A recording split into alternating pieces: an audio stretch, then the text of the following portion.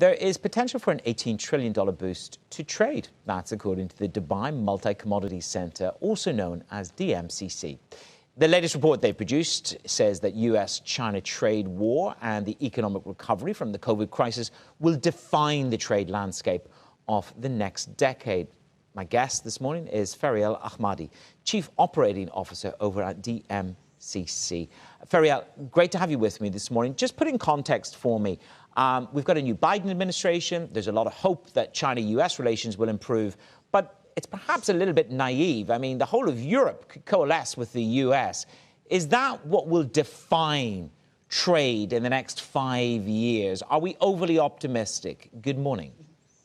Good morning. So looking at the trade landscape and what it will define in the next 10 years, obviously the recovery from the COVID pandemic, as well as the geopolitical tensions, as you mentioned, Manus, between the US and China, will be the determining factors for trade growth in the next decade. Now, with the Biden administration, as the future of trade report outlines, we do not see any change in the U.S. politics towards China and the policies that are already in place under the Trump administration. However, it's very likely that the tone will certainly change. The situation and geopolitical tension between those two world powers will likely get worse before it gets better. So we will certainly see a new and a more complex trade environment emerging, where willing partners need to be much more innovative in terms of their trade policy, look at more regional bilateral agreements, while more multilateral agreements is more challenging under current circumstances. Okay, I mean, it's interesting. I was caught up with the Minister for International Cooperation in Egypt yesterday, and she said multilateralism is still very much alive. The pandemic, COVID-19, has forced us all into a war footing for our health, but certainly a war footing for survival of business and trade. As we embrace new technology, will that be the alpha for trade in the next 10 years? Absolutely. So one of the drivers for trade growth in the next decade will certainly be the application of technology to trade. And that has a potential to increase goods trade by up to $4.7 trillion in the next decade, as well as digitization, which we have seen that trend picking up enormously as a result of the pandemic. Now we are talking about telehealth, online education, remote working, and digitization will certainly increase services growth and cross-border services by around $4.7 trillion in the next decade. Feryal, I want to get a sense from you.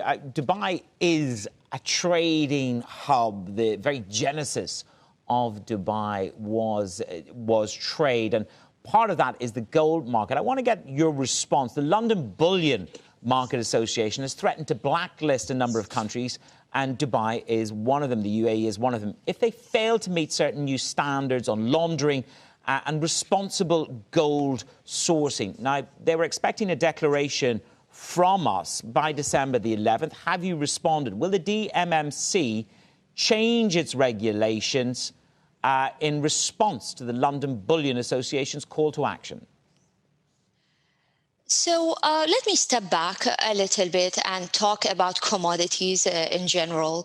So the non-oil trade in the UAE in the first 6 months of 2020 has reached 653 billion UAE dirhams. Now, the gold trade has topped that list at around 104 billion, comprising of 15.7% of non-oil trade. In terms of regulations around the gold policy and governance around gold import-export, that falls under the Ministry of Economy, and we work very, very closely with them and support our entities who are the authorities in terms of regulating the gold industry to ensure that the UAE abides by international regulations. Are you worried about being blacklisted if they don't respond on a timely basis? Well, I'm not the authority to be able to answer that question, so it's better addressed to the Ministry of Economy. Okay, I keep asking the Minister of Economy to join me. He won't accept my call. So if you have any influence with His Excellency, please feel free. We've been calling for 9 months. To the diamond market. The value of diamonds traded here, if I look at it, I mean, there was a 6-fold ramp up in 2019. Have we set a new record for diamond trading this year? We've got new international relations. What about the records on diamond trading? What can you tell me there? Absolutely. So diamond has reached, together, I can say diamond, gold, and precious stones market has reached about $140 billion of non-oil trade in the UAE. The UAE today is the second largest market when it comes to diamond.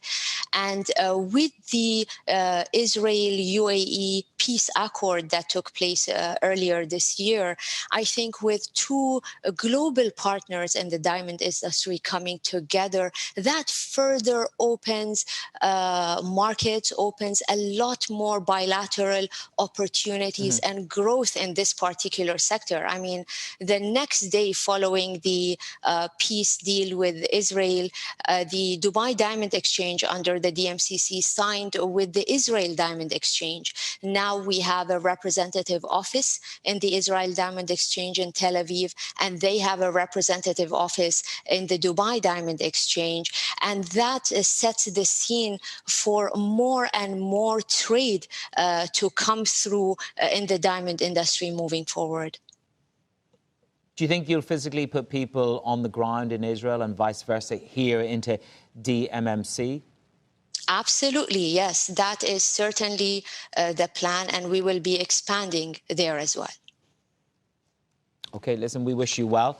Thank you for joining us for the outlook for trade going into next year. Feryal Ahmadi, Chief Operating Officer at the Dubai Multi-Commodities Centre. Much more to come on Daybreak Middle East. This is Bloomberg.